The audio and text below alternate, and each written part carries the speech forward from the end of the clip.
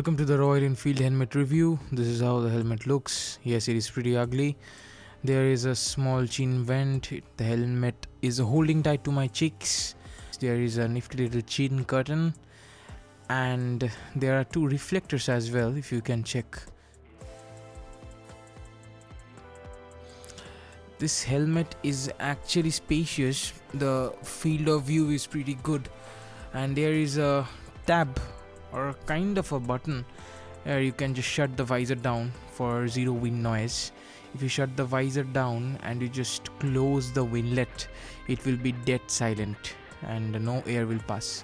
This is the ratchet which is used to keep the helmet on my head. I'm not impressed by the quality of the helmet.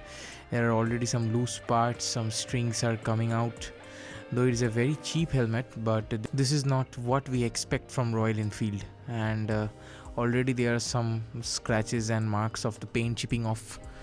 Very bad quality helmet. It is ECE and DOT certified. I don't know how come those certifications were given to this helmet. Now let's talk about the real workhorse which served me for the past 4 years. This is the SMK Stellar helmet which I used for many years now. The years of abuse and wear and tear caused the inner linings to somewhat compress, and right now the grip is not that good.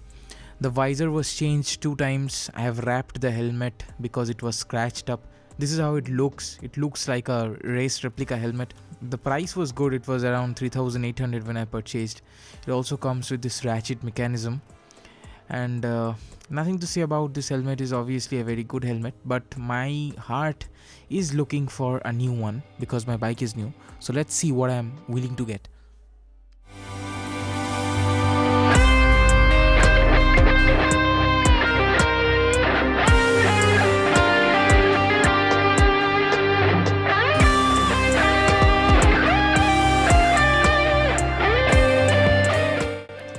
Introducing Hunter. Yes, the name of the helmet exactly matches my bike's name. The helmet comes from a brand called Axor. I actually bought this helmet a week back and it was an accident. I was looking for Axor Dominator, but I ended up purchasing this one because of some nasty shopkeeping habits of Indian shopkeepers. Still, not regretting as of now, though it looks exactly the same as the SMK. The advancements over the SMK helmet is the sun visor. The chin curtain is of better quality. The padding is really nice, though it is new, so it will be nice. It is holding tight to my cheeks. It is having a Pinlock 30 visor. The SMK also had one. This is having a double D-ring, which is much more safer. And nothing else. This helmet exactly looks similar to the SMK. The colorway is the same. I paid 5,000 rupees for this helmet, though I paid extra 1,000 for a compensation. I'll tell that story in a different vlog.